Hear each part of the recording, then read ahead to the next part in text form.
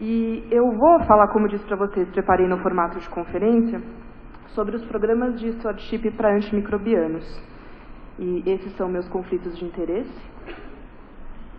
E eu acho muito interessante começar falando sobre a definição de programas de stewardship, porque é uma coisa que a gente tem falado bastante nos tempos atuais, mas que muitas vezes a gente esquece, né? Um programa de stewardship é algo que busca o velho uso racional de antimicrobianos que todos nós aqui falamos há muito tempo. E o que é fazer um programa de stewardship? É você ter uma série de intervenções para monitorar e guiar o uso de antimicrobianos dentro de uma instituição. Lógico, fazendo sempre uma abordagem baseada em evidências para guiar esse uso racional, mas lembrar que quando a gente fala de stewardship hoje, não necessariamente está se pensando no uso de antimicrobiano dentro do hospital. Essas iniciativas podem ser voltadas também para uma rede de hospitais, para um sistema de saúde, ou mesmo para o uso de antimicrobianos na comunidade. E eu queria recomendar esses 3 artigos que eu coloquei como referências na aula, que são 3 artigos de revisão que eu considerei bastante completos para guiar quem esteja buscando montar um programa de stewardship dentro da sua instituição. E quais são os objetivos? Se eu vou montar um programa de stewardship, eu tenho que primeiro pensar em quais os objetivos que eu tenho para esse programa. E o primeiro objetivo que muitas vezes a gente pensa é a redução da emergência de resistência antimicrobiana. Lembrando sempre, como é tão falado, né, que é necessário preservar os recursos existentes para tratamento, porque nós temos sempre uma carência de novos antimicrobianos.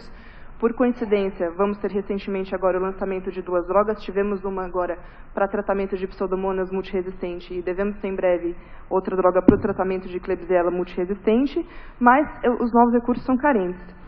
Mas eu gostaria de lembrar que esse não é o único objetivo de um programa de stewardship. Bloquear, diminuir a emergência de resistência não é o único objetivo. Os outros objetivos são citados na literatura como tão importantes ou às vezes até mais do que o bloqueio da emergência de resistência, que são o aprimoramento da segurança do paciente.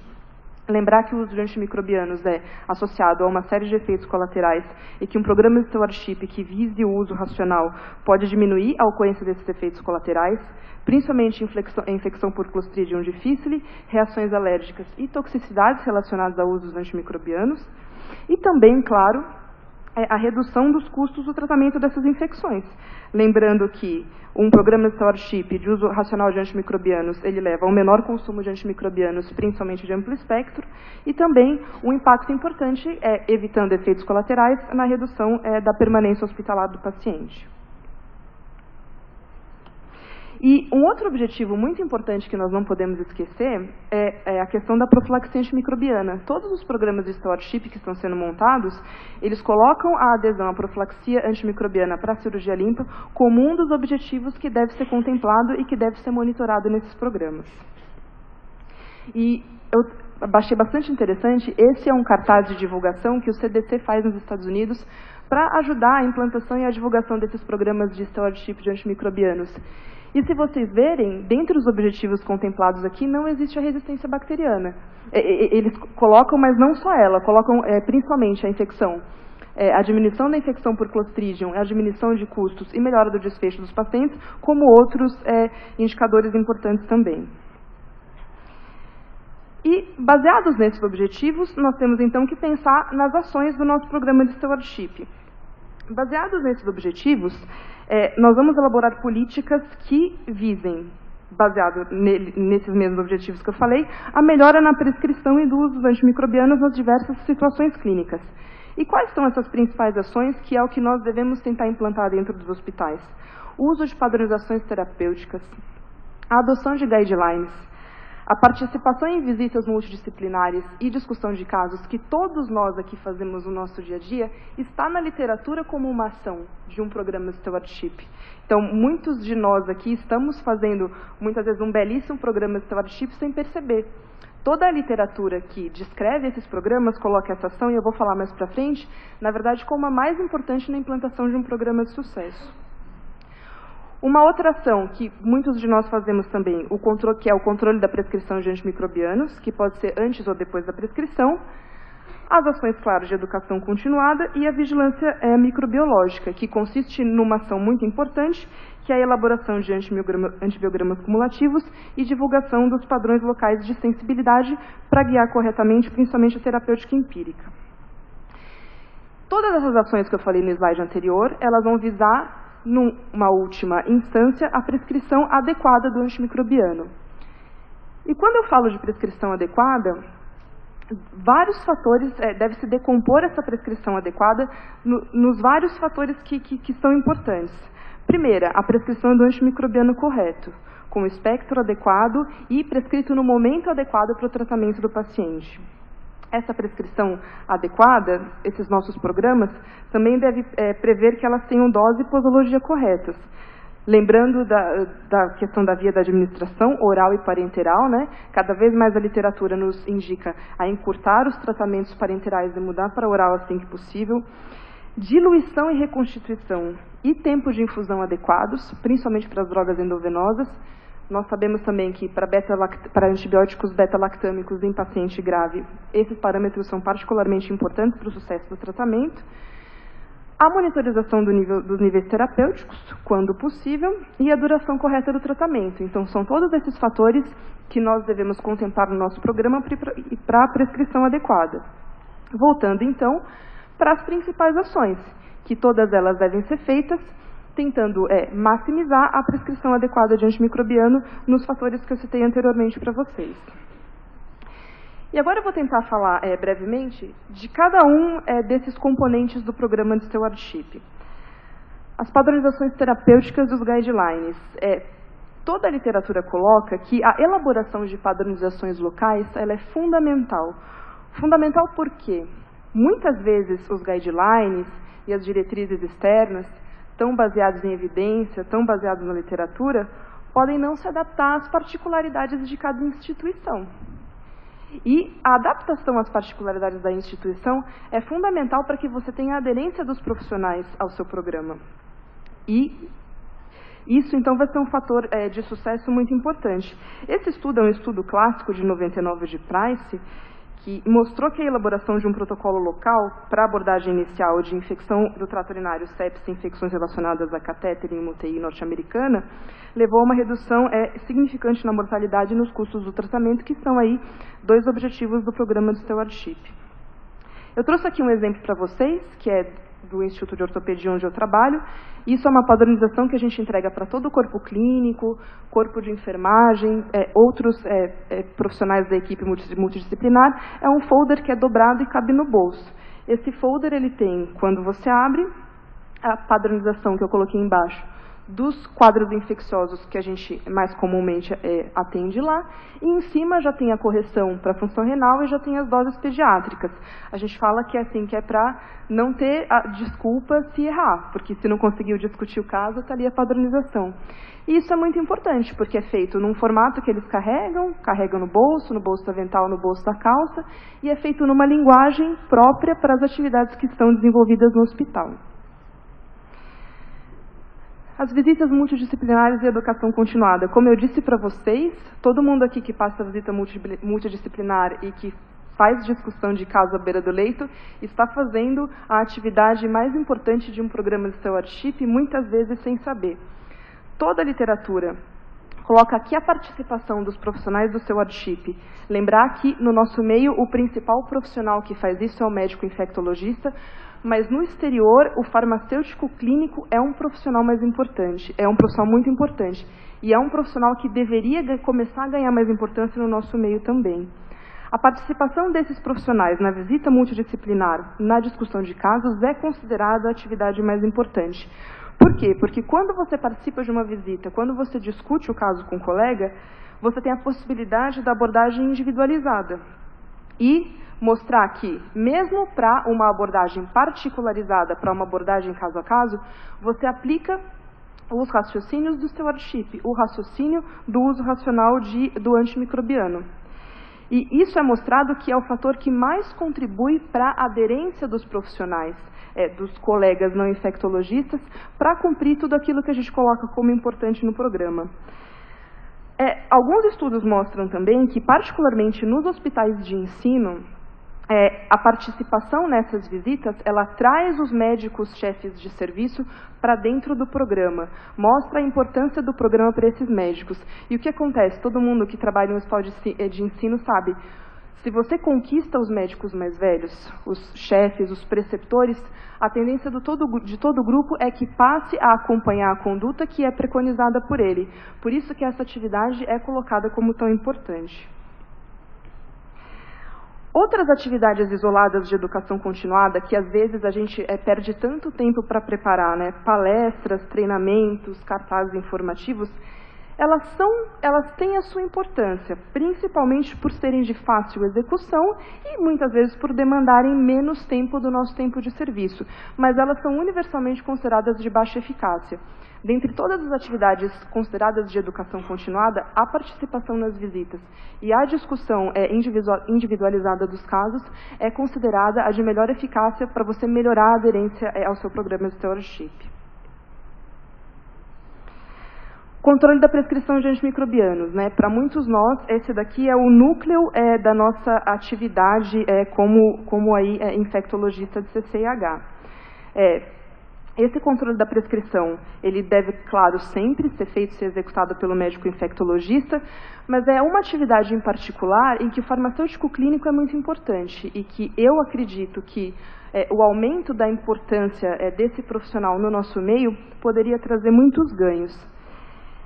Esse controle da prescrição, ele pode ser feito em dois momentos, antes da prescrição e após a prescrição. E aqui eu coloquei para vocês para comparar mais ou menos como é que isso acontece. O que é o controle da prescrição de antimicrobianos que é feito antes da prescrição? É aquela política de você estabelecer restrição ao uso de determinados antimicrobianos e cada vez que algum desses antimicrobianos vai ser prescrito, é necessária a autorização, ou do médico da CCIH ou do responsável pela farmácia. Esse tipo de estratégia, ele é muito eficaz, porém ele é extremamente dispendioso, porque o profissional que faz essa autorização, ele precisa estar ininterruptamente disponível para fazer a avaliação e autorização do uso do antimicrobiano. Por outro lado, o controle da prescrição feito após a prescrição, essa prescrição é feita e avaliada pelo profissional da CCIH, ele, embora pareça menos eficaz a princípio, ele pode ter algumas estratégias melhores. Esse controle, ele deve ser idealmente feito até 72 horas após a prescrição. É o que a literatura coloca como a janela de tempo ideal para o estabelecimento desse tipo de programa. Por quê? Lembrar que quando a avaliação é feita após a prescrição, muitas vezes resultados preliminares de culturas podem já estar disponíveis e isso vai acabar ajudando na atividade que você vai fazer de adequação dessa prescrição. Esse tipo de controle, qual que é a outra vantagem? Ele permite que você faça também intervenções não só na escolha do antimicrobiano, mas como a prescrição já está pronta, é possível que você faça intervenções para adequar doses, diluição e posologia que são tão importantes, principalmente para o paciente grave na UTI. E mais uma vantagem desse tipo de controle é que ele pode utilizar resultados de dosagens de nível terapêutico que possam já estar disponíveis. E aqui, em particular, existe uma participação muito importante do farmacêutico clínico. Eu vou falar um pouquinho desse profissional, que eu acho que a gente tinha que começar a valorizar o crescimento desse tipo de atividade aqui no Brasil. O farmacêutico clínico, o farmacêutico com atividade exclusivamente clínica, é um profissional que ainda é pouco disponível no Brasil. E toda a literatura mostra que a participação desse profissional na prescrição de antimicrobianos, especialmente para pacientes graves, pode trazer desfechos extremamente positivos, né? Lembrar que é um profissional que ele tem, por formação até, uma facilidade maior de lidar com conceitos que às vezes são tão difíceis para nós, como farmacocinética, farmacodinâmica, a interação disso, né, que é o famoso PK/PD, e a participação do farmacêutico nessa discussão pode trazer um grande auxílio, tanto na escolha de dose e de tempo de infusão dos antimicrobianos, que vão ter influência na sensibilidade e resistência bacterianas. Eu queria ilustrar isso, esse slide não é meu, inclusive está aqui presente assistindo a aula do farmacêutico James Albiero, lá do Paraná. É de uma aula que nós tivemos a oportunidade de dar juntos, e esse é um caso que ele conta. Não vou falar o caso que é extenso, coloquei ali em vermelho os dados mais importantes. Um paciente internado na UTI, com um diagnóstico de pneumonia associada à ventilação mecânica, instabilidade hemodinâmica, e que os resultados dos exames desse paciente mostravam isolamento tanto em hemocultura quanto em secreção traqueal de uma pseudomonas multidroga resistente e resistente a meropenem. Mas aí o que é interessante e por que é tão bom ter o farmacêutico clínico do seu lado para discutir esse caso?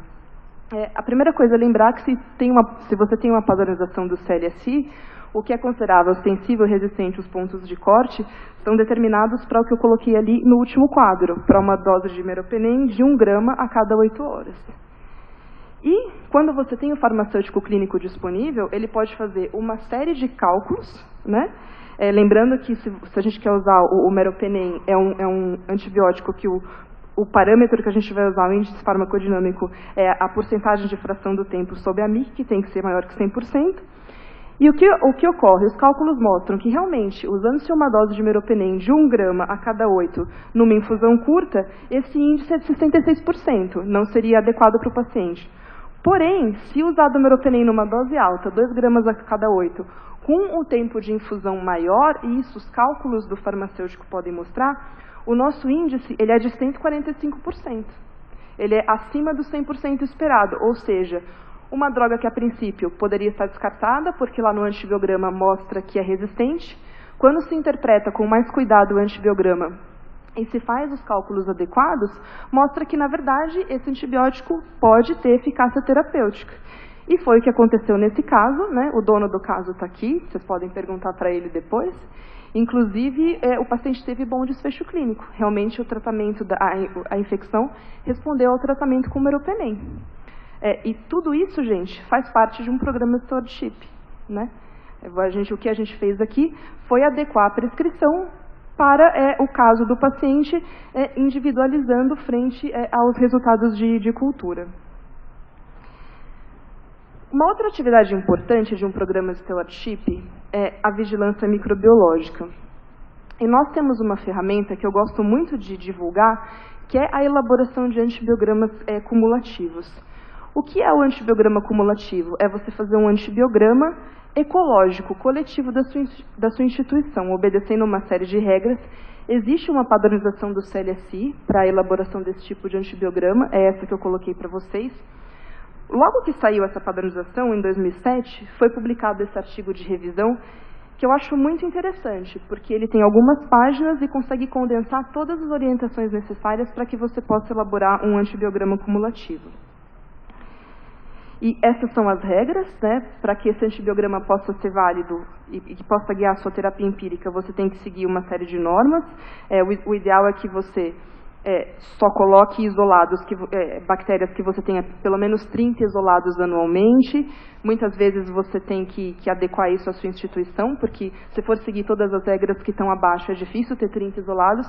Na minha instituição, por exemplo, nós fazemos antibiograma cumulativo para todos os agentes que temos mais de 10 isolados durante o ano. Você deve incluir somente agentes de infecção, agentes de colonização, seja de culturas de vigilância, ou sejam agentes de amostras clínicas que tenham sido considerados como colonizantes, nunca devem entrar no antibiograma cumulativo, porque o objetivo dele é guiar terapia empírica. E sempre incluir o primeiro isolado por infecção de paciente, para que você evite aí vieses na hora de tabular os dados.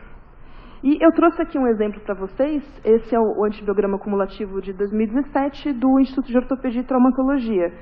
Nós fazemos para os agentes mais isolados, e isso é importante por quê? Porque ele guia não só a nossa terapêutica empírica, toda ela é baseada no perfil de sensibilidade dos agentes mais frequentemente isolados, mas ele também acaba mostrando se o seu stewardship está no caminho certo. Não sei se vocês lembram, quando eu mostrei aquele folder para vocês da nossa padronização, ele era de 2012 e 2013, já tem aí 5 anos, e ele continua válido, mostrando que com todas as políticas que a gente tem feito na instituição, isso tem sido suficiente para segurar o nosso padrão de resistência antimicrobiana e permitir que há 5 anos a gente tenha o mesmo tipo de padronização para uso dentro do hospital. Então, voltando lá para os objetivos, né? Todos nós somos muito cobrados para mostrar resultados. Se eu for chegar lá para os administradores, para os gestores do meu hospital, e quiser ajuda para montar um programa de stewardship, eu tenho que estar consciente que depois eu tenho que mostrar os resultados desse programa. E os resultados, eles têm que ser focados naqueles objetivos que eu mostrei anteriormente.